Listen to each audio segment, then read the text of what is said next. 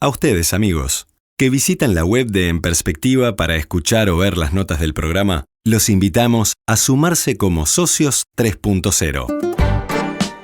Nuestros canales digitales solo son posibles si cuentan con el aporte mensual de aquellos que los valoran. ¿Cómo inscribirse? Más información en www.enperspectiva.net/socios. El expresidente del Banco Central, Mario Vergara, hoy uno de los precandidatos en el Frente Amplio, invitó a debatir a Luis Lacalle Pou, precandidato del sector Todos del Partido Nacional. ¿Qué contestó Lacalle Pou? Que aceptaba, pero con la condición de que ambos ganen sus respectivas elecciones internas. El telón de fondo de este episodio es el anuncio del senador nacionalista de que si llega al gobierno aplicará un shock de austeridad ante la situación fiscal del país. Una idea que, según Vergara, suena a motosierra. Bueno, ¿por dónde está lo principal del planteo de Vergara, ahora que ya lleva unos meses en esta carrera en la que se largó en el mes de octubre? Vamos a conversar con él en los próximos minutos. Doctor Vergara, buen día, gracias por acompañarnos. Es un gusto estar con ustedes, Cotelo. ¿Llegó de madrugada de la gira por el interior? Sí, estuvimos en Cardona, en Dolores, en Mercedes y en Fraiventos. Ayer terminamos alrededor de las 10:30, 11 de la noche en Fraiventos y bueno, estuvimos por acá eso de las 3 de la mañana, pero de todas maneras feliz con la convocatoria que usted nos hace y estamos acá con gusto. O sea que no durmió mucho. ¿Viene durmiendo poco? ¿La carrera electoral lo tiene al trote? La carrera electoral es esforzada, sin duda, y tiene, recién mencionaban ahí del programa del tiempo libre, y yo decía, bueno, ¿qué será eso de tiempo libre? Pero un cambio muy grande con respecto a la época de presidente del Banco Central, ¿no? Absolutamente, es un cambio de vida, pero muy gratificante. Yo estoy muy satisfecho de haber tomado esta decisión, porque efectivamente requiere esfuerzo, tiempo, bueno, estudio, etcétera, ¿no? Pero también uno recorre un montón de realidades en el país y sobre todo lo que más lo gratifica a uno es que recibe mucha cosa de la gente, ¿verdad? Recibe afecto y demás, pero además, bueno, uno va también con la tesitura de entender, escuchar, ver realidades diversas, pero en general lo que uno recibe de la gente es muy, muy, muy lindo. Si me permite una mínima anécdota para... Hace un par de meses estuvimos recorriendo algunos barrios de contexto crítico, un barrio que se llama Régulo, ahí en la zona. Ese día estuvimos por Gruta de Lourdes, Casaballe, etcétera. Y bueno, recorrimos un poco ese barrio con los vecinos ahí del lugar y las vecinas. Y cuando ya estábamos yéndonos, ¿no? Un muchacho me toca el brazo y me dice, no, pero no se pueden ir. Digo, ¿por qué? Dice, porque la abuela hizo 2 pizzas y le puedo asegurar que era una familia a la cual no le sobraba nada. O sea, realmente o sea, es tan disfrutable, tan gratificante esas cosas que no son nada mínimas, por más que suenen mínimas, ¿verdad? Y bueno, eso es parte también de la campaña política, eso es parte también de la actividad política en el Uruguay y son caricias al alma, ¿verdad? Vayamos a los hechos de esta semana que de algún modo motivan esta entrevista. ¿Por qué invitó a Lacalle Pou a un debate público? ¿Hay en el Frente Amplio o en su campaña la necesidad de jugar más a la ofensiva, de pasar al ataque y no estar al revés, defendiéndose de críticas, cuestionamientos? Bueno, a ver, el tema de los debates yo no lo evalúo como un tema táctico, sino como un tema más de profundidad de la democracia. Cuando el diputado Amado presentó su proyecto de ley sobre la obligatoriedad de los debates, yo salí públicamente a decir que estaba totalmente de acuerdo y agregaba un poco mi enfoque de que en un país donde el voto ciudadano es obligatorio, los debates entre los candidatos presidenciales deberían ser obligatorios. Hay quienes dicen que son un show. Hay quienes dicen que solamente sirven para ver cómo está peinado, cómo se asesoró. Mire, con sus especialistas en imagen. La sociedad toma de estas cosas lo que la sociedad decide tomar. Seguramente habrá de todo, ¿verdad? Pero yo me pregunto cuál es la alternativa. Las redes sociales, todo puede ser show, todo puede ser cosas que contribuyan o cosas que no contribuyan. Yo creo que reglamentar, digamos, a ese nivel, como pasa en los países desarrollados, democráticos del mundo, ¿verdad? Que tienen mecanismos reglados de debates de candidatos presidenciales, ayuda a intercambiar ideas sobre los temas que a la gente le interesan en manera más profunda y de manera más interactiva, porque a través de peleitas en las redes sociales, eso no es un debate, ¿verdad? Son cosas que uno busca transmitir ideas, ser efectistas, pero no se va mucho a la profundidad, ¿no? Bueno, pero si está tan convencido del instrumento del debate, ¿van a debatir entre los precandidatos de Frente Amplio? Yo no tendría ningún Porque estamos en esa instancia por ahora, estamos en las carreras internas de cada uno de los lemas, ¿no? No, sí, pero eso no quiere decir que el debate en la sociedad y en el sistema político no pueda darse entre todos los precandidatos, porque esto es todo un único proceso el electoral, ¿no? Vamos por partes. ¿Sí? En cuanto al Frente Amplio, ¿usted está dispuesto a debatir con los otros tres? ¿Con Óscar Andrade, con Carolina Cose, con Daniel Martínez? Lo he dicho en más de una oportunidad. Yo estoy a favor de los debates por una cuestión conceptual, filosófica, y por lo tanto, si uno lo tiene reglado, igual déjeme primero distinguir el tema de la obligatoriedad. Yo concibo la obligatoriedad para los candidatos presidenciales porque el voto obligatorio es de las elecciones nacionales. Para las instancias, por ejemplo, que tenemos ahora en junio, de las internas de los partidos, yo lo que creo es que son deseables. Por una cuestión conceptual. Desarrollen los precandidatos, los líderes políticos, sus ideas, sus planteos, y háganlo de manera interactiva para que la gente pueda conocer mejor también esas propuestas. Yo estoy dispuesto a debatir porque estoy de acuerdo con eso desde el punto de vista conceptual, como un ingrediente de la democracia. Como el Frente Amplio está muy preocupado por cuidar la unidad, tiene 4 precandidatos, sí, pero ustedes mismos han planteado que hay que poner límites, que hay que tener cuidado. Un debate o varios debates podrían ser riesgosos en ese sentido. No, bueno, justamente el tema de tener una visión conceptual de por qué hay que debatir ayuda a dejar de lado los temas de la evaluación del debate en función de la conveniencia táctica, evitar esas discusiones y disquisiciones de a aquel le conviene debatir porque anda por allá atrás, el otro no quiere debatir porque anda por allá adelante. Justamente, si las cosas están regladas, ¿verdad?, esa discusión se acaba. Y permítame una cosa más sobre el tema del Frente Amplio y la unidad. El Frente Amplio nació hace 48 años por la confluencia de múltiples partidos con orientaciones muy distintas que entendieron que por encima de sus intereses sectoriales, la unidad de la izquierda era fundamental.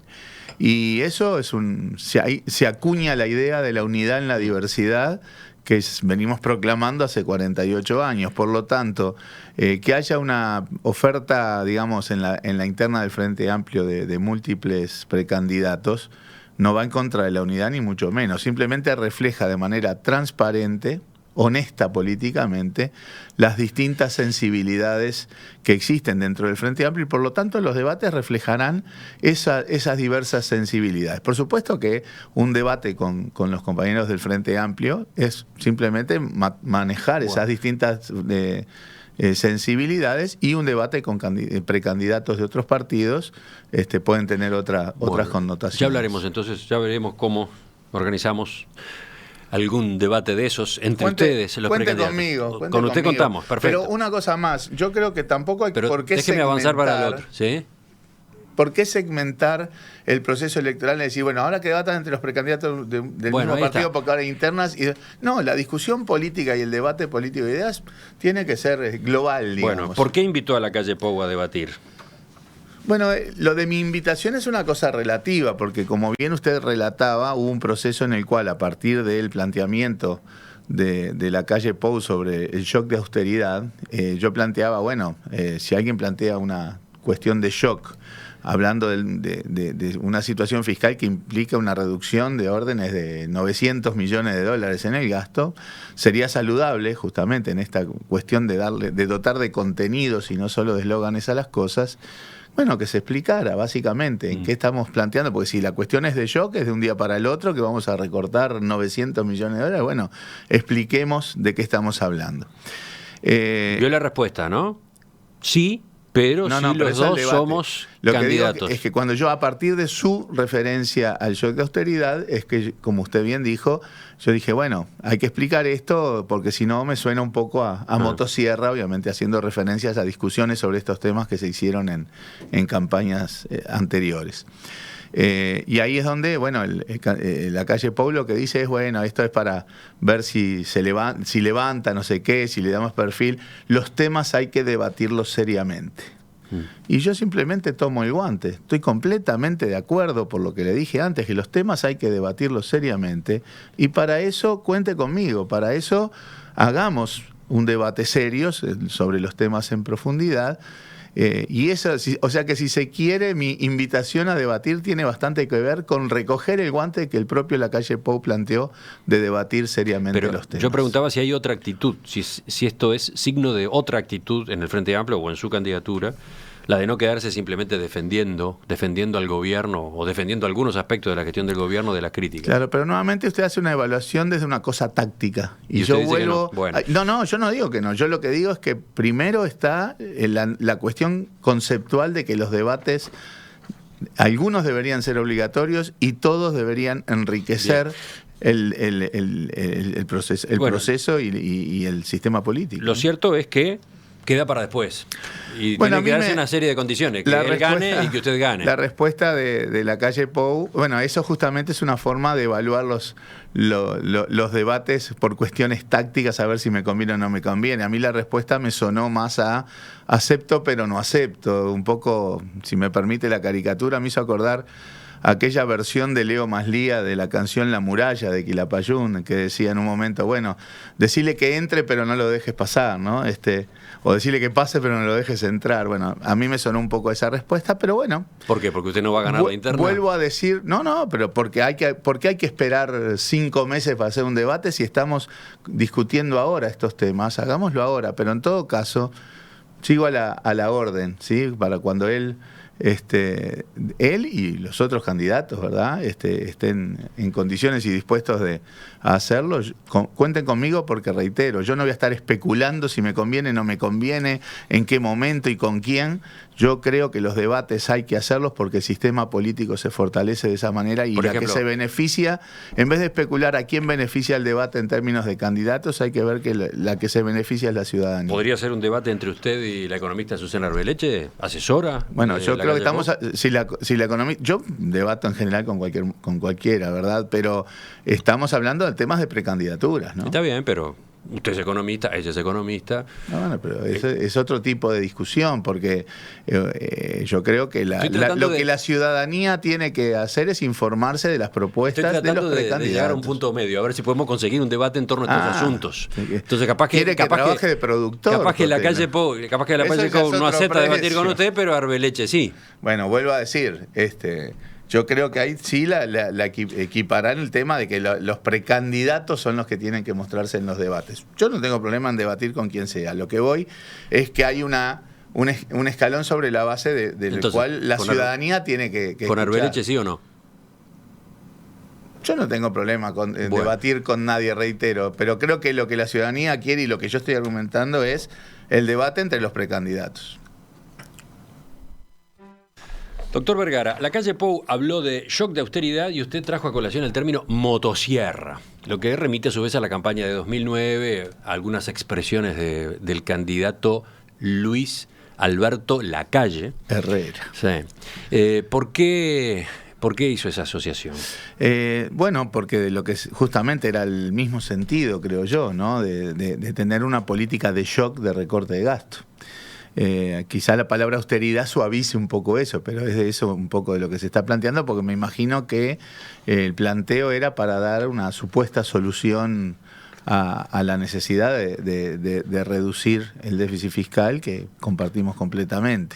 Lo que Lacalle Pou y su equipo dicen, los números fiscales están complicados, hagamos un ajuste, pero no aumentando impuestos o tarifas, hagamos un ajuste por el lado del gasto, recortando el gasto, un shock de austeridad.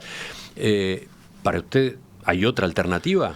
Bueno, sí, yo creo que esas cosas hay que hacerlas, pero de manera mucho más gradual y evaluando algunos aspectos gruesos que son los que efectivamente mueven la aguja en los números fiscales.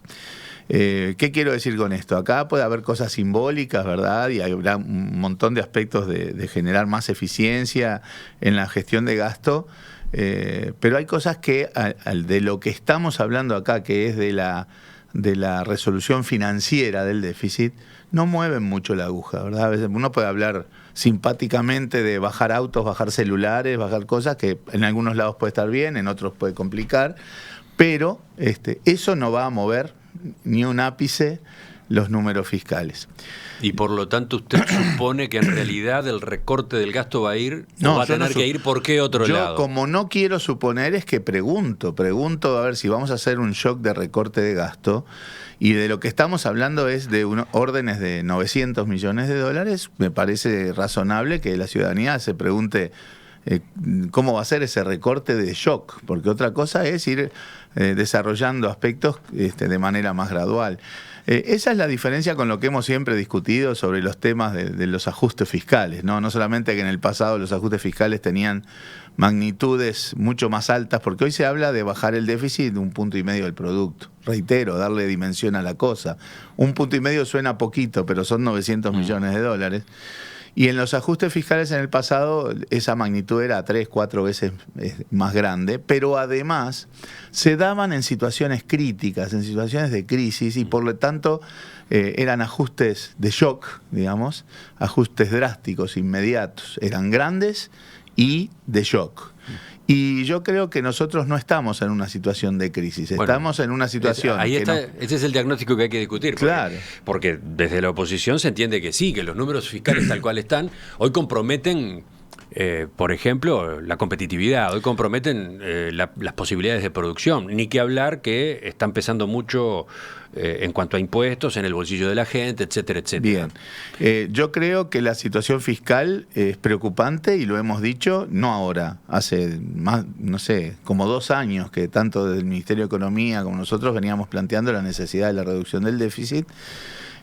Hubo medidas en el terreno tributario hace un par de años, y las rendiciones de cuentas apuntaron también a suavizar, digamos, el gasto, sobre todo en lo que se maneja ahí de la administración central y algunos incisos, ¿verdad?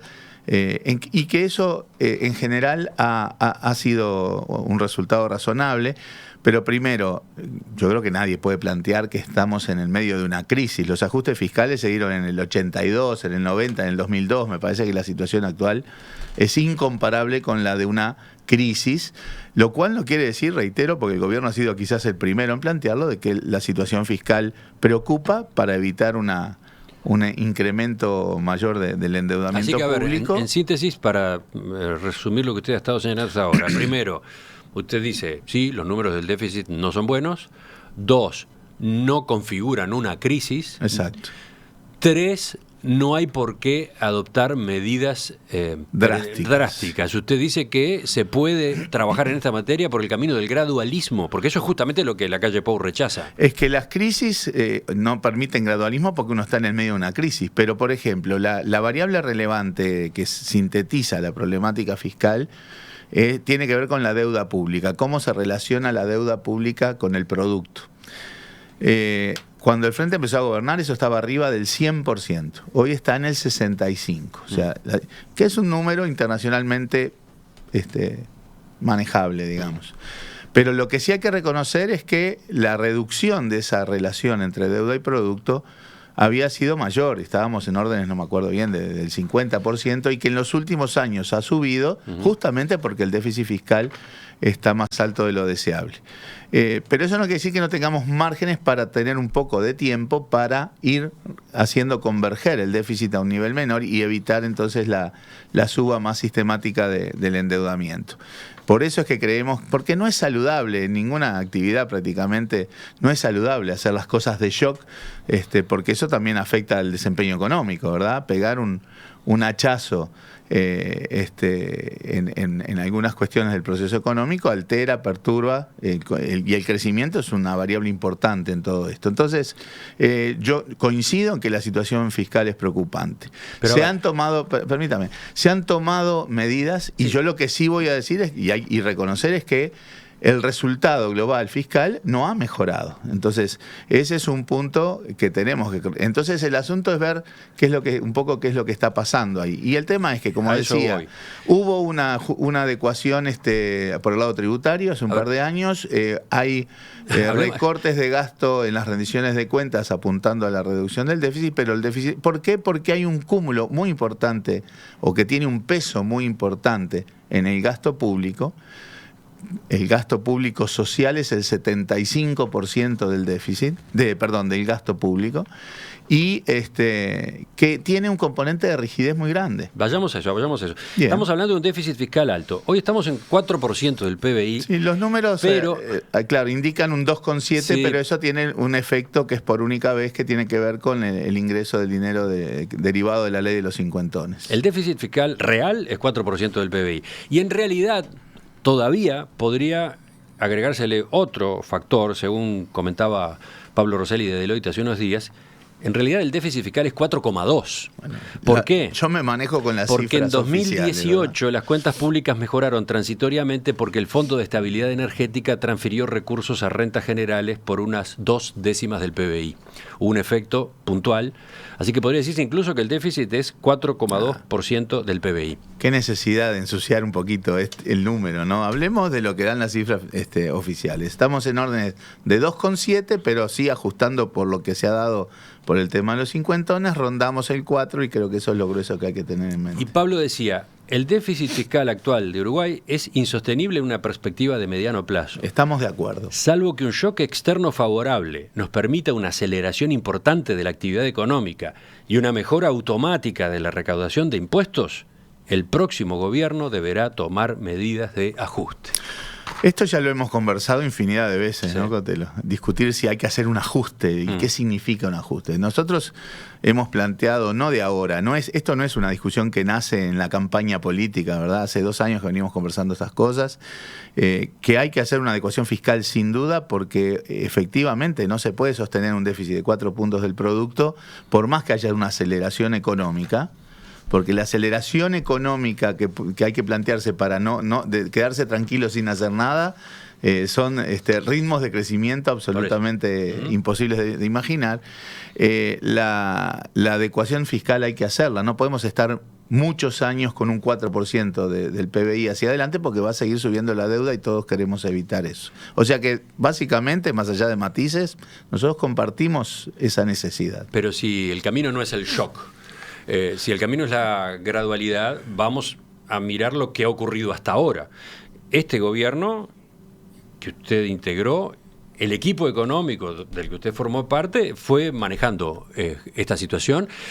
Había previsto para este año 2018 que acaba de terminar 3,3% del PBI como déficit, y terminamos obteniendo uno de 4, o sea, más alto que el que había previsto. Le estaba diciendo primero que efectivamente era reconocer que el déficit no había bajado, a pesar de la adecuación tributaria de hace un par de años, y a pesar de que la rendición de cuentas llevó a reducir un poco los costos, el gasto en varias áreas del Estado. Usted dice adecuación tributaria y desde la audiencia le deben estar respondiendo ajuste, aumento de impuestos, porque... No todo, una cosa es un ajuste, ya lo discutimos 20 veces. En 2 rendiciones de cuentas sucesivas... Vamos a dejar grabado esto así, queda para el futuro. Pero digo, porque de esto también se va a discutir y usted va a tener que discutir en la campaña. ¿Cómo no? El Con gobierno, mucho gusto. el Y lo gobierno, hemos hecho desde no solo de la campaña. el gobierno implementó aumentos de impuestos, pese a que en la campaña electoral anterior había prometido que eso no ocurriría, ¿no?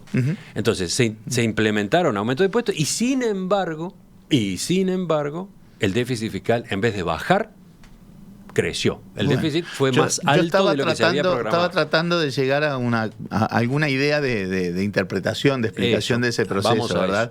Lo cual no quita de que sigue pendiente, que el que diga hagamos los de shock es como si fuera fácil, inmediato y indoloro. Vuelvo a preguntar, ¿qué hachazo, qué características va a tener ese hachazo, verdad? O sea, si vamos a bajar $900 millones de gasto, bárbaro. Si alguien tiene la idea de que eso es factible de hacer sin otras consecuencias, bueno, que se nos diga en qué se van a recortar esos montos. O sea, tampoco planteemos que el camino del gradualismo tiene una obvia y natural alternativa en un shock, ¿verdad? Porque para eso hay que también explicarlo. Pero ¿por qué no anduvo el camino del gradualismo? Vuelvo. Eso es muy relativo, ¿no? Uno podría pensar también que si esas medidas no se hubieran tomado, el déficit sería mayor, ¿no? Es siempre una cuestión que los economistas discutimos sobre cómo evaluar las cosas y que es difícil de decir porque uno no sabe lo que hubiera pasado. Creo que es bastante claro que lo que hubiera pasado es que el déficit sería mayor si no se hubieran tomado esas medidas. Ahora, hay un componente grueso del gasto público que tiene una enorme rigidez. Que tiene que ver con gastos, muchos de ellos de índole del gasto social, ¿verdad? La seguridad social, los temas del sistema de salud, etcétera. Entonces yo creo que hay que conversar estos temas que tienen una perspectiva de mediano y largo plazo también, porque obviamente, como decía hoy, podemos discutir sobre un montón de cosas pequeñas que no mueven la aguja en lo fiscal o en lo financiero. Hay que ver cuáles son los elementos gruesos del gasto que son los que mueven la aguja en la cuestión financiera. Y yo creo que ahí es donde con responsabilidad es de las cosas que nos deberíamos sentar alrededor de una mesa todos los partidos para evaluar temas que son los que explican la mayor parte de esta cuestión, que tienen que ver con cuestiones, por ejemplo, como los de la seguridad social. Por ejemplo, ya que vamos al terreno de la seguridad social, acá voy a la autocrítica. ¿Suya? A la autocrítica eventual suya. Es como aquello de te voy a hacer una autocrítica. No, le consulto por la autocrítica. ¿No se fue demasiado manga ancha en materia de seguridad social? Por ejemplo, en este propio periodo de gobierno, ¿no hubo medidas de flexibilización que no se calcularon bien en su impacto? Bueno, eso lo dijo el propio Ministerio de Economía en su momento, ¿verdad? De marcar un aspecto, digamos, crítico en lo que fue aquella ley de flexibilización, que el BPS estimaba que iba a tener un impacto y en realidad ese impacto fue el doble del esperado, ¿no? Efectivamente, sí. Pero vamos también a otro proceso que explica eso, que no es cosas que se hicieron, sino cosas que están pasando en la vida humana. Cada vez vivimos más. Los seres humanos cada vez vivimos más. Nosotros tuvimos que hacer una adecuación de parámetros cuando yo estaba en el Banco Central referida a los parámetros del mecanismo de capitalización para el cómputo de las rentas previsionales que pagan las empresas de seguro, que es la jubilación de la gente a través del mecanismo de capitalización. Y una de las cosas que actualizamos en base a los datos efectivos de mortalidad de los uruguayos es que en 20 años, del 96, que fue la reforma de la seguridad social, hasta el 2016, los uruguayos sobrevivían, entre comillas, en la jerga de seguridad social, ¿no? Los años de sobrevivencia cuando uno se retira habían aumentado en 2 años. O sea, antes en promedio la gente cobraba 17 años de pasividad, y solo en 2 décadas eso pasó a más de 19 años, lo cual es un cambio muy fuerte, y eso previsiblemente, mirando para el futuro, va a ser todavía más acelerado. O sea, cada vez vamos a vivir más. Entonces, más allá de cómo se computen, si se administra por AFAP o no, si se computa de manera individual o colectiva, no importa, desde el punto de vista financiero, si uno ahorra lo mismo, pero después vive más años, las cosas no cierran, ¿verdad? Yo creo que simplemente acompasar el sistema de seguridad social, los parámetros del sistema de seguridad social, a la evolución de la vida humana, cosa que está pasando en todo el mundo, y que es lo que hace que el sistema de seguridad social sea más fuerte. Sí, eso porque algo que va a terminar explotando no le da garantías a nadie, ¿verdad? Está claro que esos son fenómenos que están de por medio, están ocurriendo. Pero mi pregunta iba por el lado de la autocrítica. Bueno, en ese contexto, hágame la autocrítica. En ese contexto, por ejemplo, estos gobiernos no han aumentado demasiado el gasto, justamente sabiendo que existían esos riesgos, por ejemplo, en materia de seguridad social. No se fue demasiado acelerado demasiado insistente en creación, por ejemplo, de organismos. ¿Cuántas instituciones se han creado en estos años? Bueno, algunas instituciones cada una de ellas eran muy necesarias, con sus ¿no? presupuestos, con sus funcionarios, etcétera, ¿no? Mm. ¿Cuántas A ver, cuando la sociedad... organismos, unidades, agencias, ¿no? Les menciono una nada más, el IRCA, Instituto de Regulación y Control del Cannabis. Eso es nuevo. ¿Y hay cuántas como Bueno, eso lo podemos discutir con todo gusto, ¿verdad? Ahora, si estamos hablando de la cuestión fiscal y financiera, los montos que se dedican al funcionamiento del IRCA son de esos que le digo que no mueven la aguja. No, pero yo hablo de suma. Entonces, ¿de qué hablamos? Suma de organismos. Sí, pero incluso así, o sea, primero hay muchos organismos que el Frente Amplio los gobiernos del Frente Amplio han creado que eran imprescindibles, ¿no? El Ministerio de Desarrollo Social, para nuestro gusto, era imprescindible. La Agencia Nacional de la Innovación y la Investigación era imprescindible. Otras cosas han sido reformulación institucional, ¿no? No tanto creación neta. Pero yo creo que a nivel de la reforma institucional del Estado, que hubo mucha en el marco de las transformaciones estructurales que se hicieron en estos años, mucha creación institucional era imprescindible. Además, uno no puede tener la esquizofrenia de demandar solución a muchos temas y que después el problema sea de que se crea una institucionalidad para atacar y resolver esa problemática. Por ejemplo, en el tema de innovación, toda la vida nos quejamos y todos decimos que es fundamental la innovación en este mundo tecnológico que estamos teniendo, etcétera, etcétera, o la universidad tecnológica, o la descentralización geográfica de la educación. Obviamente todas esas cosas implican generar instituciones y dedicar recursos. No hay políticas públicas gratuitas. El día que aparezcan las políticas públicas gratuitas, la vida se nos va a hacer muchísimo más cómoda.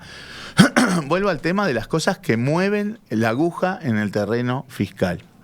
Y creo que, decíamos que en el tema de la seguridad social uno tiene que alrededor de una mesa entre todos, porque este es un tema que si alguien lo toma como botín de juego político menor, le haría un daño enorme al país. Pero entonces usted está hablando ahí ya de las medidas que usted impulsaría para bajar el déficit fiscal. Más que las medidas, yo impulsaría sentarnos alrededor de una mesa todos los partidos y, por ejemplo, evaluar cómo hacemos sustentable y fortalecemos el régimen de seguridad social a través de la adecuación de los parámetros que acompañen la evolución de la vida humana. Y eso va a tener gradualmente impactos positivos en el terreno fiscal y financiero. Ese es un ejemplo de una medida o una política en la que, suponiendo que haya acuerdo, vamos a tener impacto fiscal positivo, quién sabe cuándo. No necesariamente.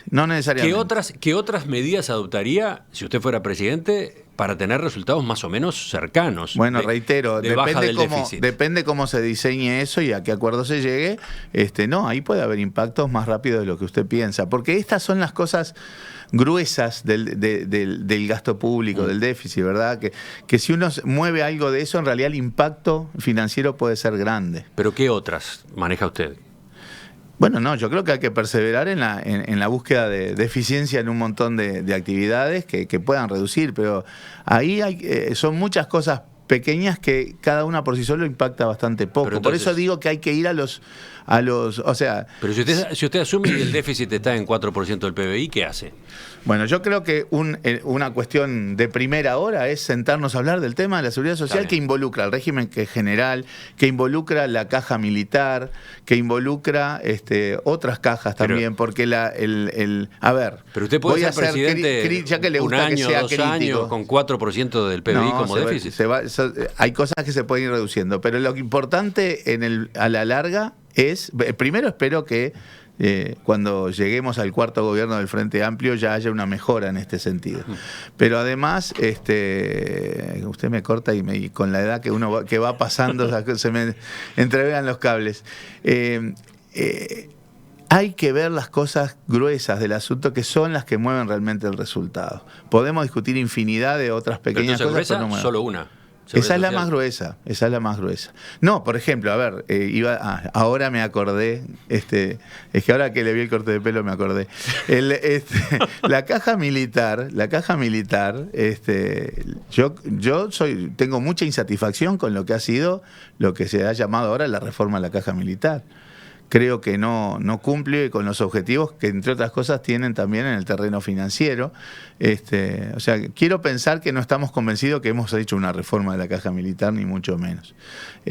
O sea, cuando hablamos de seguridad social, hablo de todos las instancias, los estamentos que incorporan o que incurren en el tema, ¿no? Doctor Vergara, nos hemos detenido en este reportaje, sobre todo en el tema fiscal, que es el que estos días, propició ese debate a distancia entre usted y la calle Pou.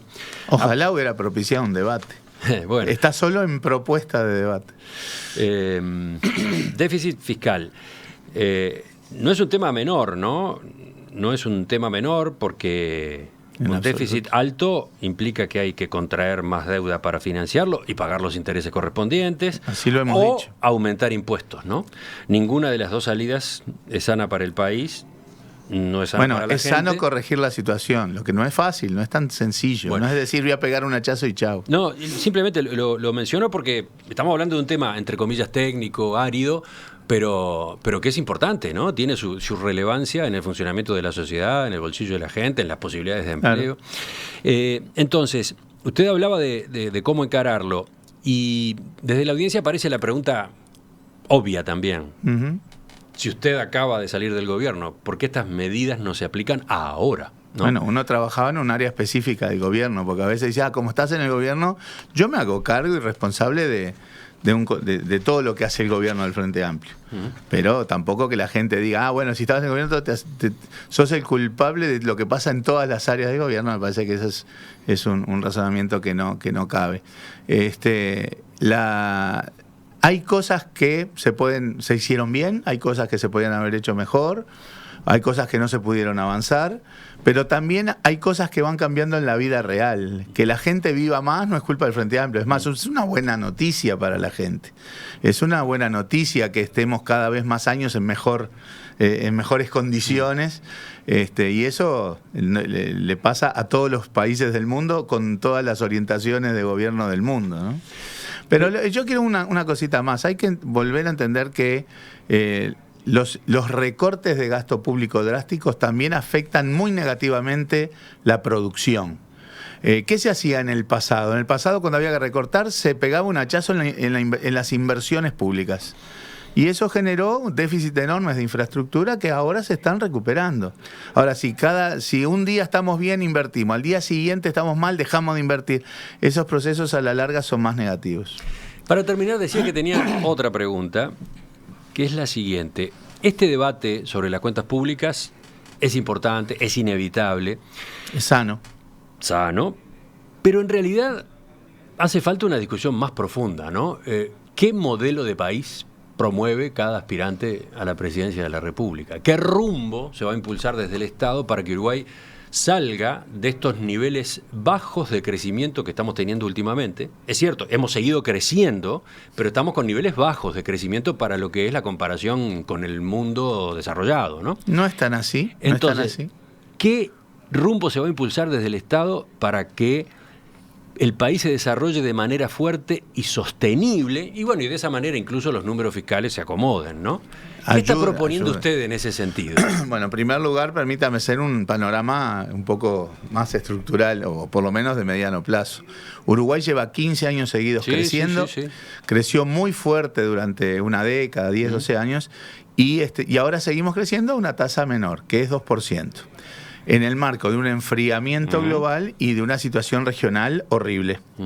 Por lo tanto, yo creo que hay que valorar bastante ese 2%, 2,5% que estamos creciendo hoy, y también valorarlo en el terreno histórico del Uruguay, porque en el medio siglo previo a los gobiernos del Frente Amplio, una tasa de crecimiento del 2% era un numerazo. De todos modos, estamos hablando de coyuntura. Mi pregunta es a mediano y largo plazo, ¿no?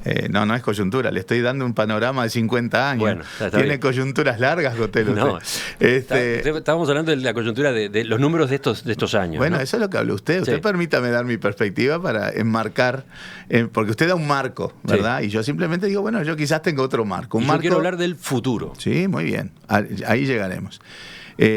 Primero, yo creo que el Frente Amplio ha desarrollado innumerables reformas estructurales, ¿sí?, que, por ejemplo, nosotros para contribuir al relato de esas reformas, hace 3 años escribimos un libro que todavía estoy esperando, que usted me dijo que me iba a invitar a presentarlo y todavía seguimos esperando, en donde relatábamos una veintena de transformaciones estructurales que fueron las que ayudaron también a un proceso de crecimiento más fuerte y demás. Perseverar en esa lógica de reformular las reglas de juego, la estructura de estímulos en la economía y en la sociedad y la institucionalidad acorde con eso, creo que tenemos todavía tela para cortar. En el futuro tenemos un problema que hay que incorporar, que es la dinámica tecnológica. Hoy la tecnología nos atraviesa todo. Desde la forma de hacer radio hasta la forma de hacer casas, ¿verdad? Si hubiera largo rato, hablaríamos de procesos concretos, ¿no? De robótica, automatización, big data, machine learning, impresoras 3D, robots que toman decisiones, etcétera. Ahí es donde hay el desafío, creo yo, mayor, porque eso tiene un impacto enorme en el mundo del trabajo. Empleos que van a ir quedando obsoletos, como en la historia ya hubo, ¿verdad? Solo que el ritmo al que esto viene es infernal. Hoy nadie se plantea estudiar de telegrafista porque ya no se usan los telégrafos. Bueno, esas cosas van a pasar con mucha más velocidad, empleos que van a quedar obsoletos y otros empleos que van a emerger y potenciarse. Es una nueva estructura de oportunidades y riesgos. Y eso hay que interpretarlo rápido porque hay que tomar medidas en el terreno de las políticas públicas. ¿Para qué? Para recapacitar trabajadores, para formar a los futuros trabajadores con lógicas diferentes que les permitan aprovechar esas oportunidades en este nuevo mundo. Pensamiento computacional, ir a los empleos sí de base tecnológica, pero también a los de base humana, los que no son robotizables, automatizables. Hay que recapacitar no solo desempleados, sino trabajadores cuyos empleos están desafiados para orientarlos a estos nuevos empleos. Eso también trae impactos en las relaciones laborales, en qué es lo que debe proveer la educación, desafía las políticas públicas, incluso todas las que tienen que ver con fiscalización, ¿no? El cobro de impuestos, el cobro de los aportes a la seguridad social, las normas regulatorias. O sea, la tecnología lo está impactando todo. Creo que para mirar al futuro, ver las fuentes del crecimiento de la economía uruguaya, las posibilidades de eso, porque Uruguay tiene una buena base para esas cosas, gracias al Plan Ceibal, gracias a todas un montón de reformas hechas anteriormente. Yo creo que ahí hay un foco central para entender en qué nos va el futuro del empleo en el Uruguay, que es el futuro del Uruguay también. ¿Usted entiende que hay que ir por el lado de la economía del conocimiento? Eso sin duda. Esa es la forma que evolucionan las sociedades. Por eso, en unas columnas que ha estado realizando acá en el programa, el contador Ricardo Pascale, él ha insistido mucho en esa materia, ¿no? Sí, ya claro. No es discutido que el conocimiento se ha transformado en el principal factor para explicar el crecimiento de los países. ¿Ese es el rumbo del Uruguay? Le pregunta él. El rumbo debe ser tal que pasemos de una ubicación donde operamos y competimos en productos de generación masiva, en su mayoría commodities, con precios que fijan otros mercados, que de hecho definen el nivel de vida de la gente, a competir sobre la base de productos innovativos de valor único que incrementen el bienestar de los habitantes del país. Comparto el enfoque absolutamente, y creo que el Uruguay ha ido bastante en esa dirección. Primero porque ha incorporado mucha tecnología y conocimiento a la base de recursos naturales que el Uruguay tiene, porque tampoco es cuestión de tirar a la basura las producciones agropecuarias, ni mucho menos, al contrario, la forma de potenciar la producción agropecuaria, que es fundamental en el Uruguay, es a base de incorporarle tecnología, conocimiento. Hoy una tonelada de carne tiene tecnología y conocimiento a patadas. Y también ha desarrollado servicios digamos de recursos humanos calificados y demás, a veces más masivos y a veces más focalizados, de nicho, de valor único, porque cada vez la tecnología lo que permite es que cada vez más se pueda producir en base a la necesidad de cada uno. Hay cosas que siguen siendo masivas, pero ahora se puede, por ejemplo, así como hay robots que imprimen córneas o prótesis, lo hacen específicamente para lo que cada persona demanda. Y eso pasa en todas las áreas. Yo coincido totalmente con esa perspectiva. Creo que el Uruguay tiene áreas desarrolladas que nos permiten ser optimistas con estas cosas. La base de lógica computacional, de la robótica que impulsa el Plan Ceibal, la base de la Universidad Tecnológica, la base también de las tecnicaturas asociadas a la producción, la base del impulso a la innovación y del mayor acercamiento entre la academia y el sector productivo, que históricamente no ha sido muy cercano, y eso, por ejemplo, pauta y es fruto del avance institucional, por ejemplo, con la creación de la Agencia de la Investigación y la Innovación, aunque cueste unos pesitos, digamos, ya que atándolo con el punto anterior. Coincido totalmente que el Uruguay tiene oportunidades, además, en esa perspectiva y en este mundo. Doctor Mario Vergara, le agradezco que nos haya acompañado esta mañana y seguimos conversando en las próximas semanas de campaña. Cuando usted lo disponga.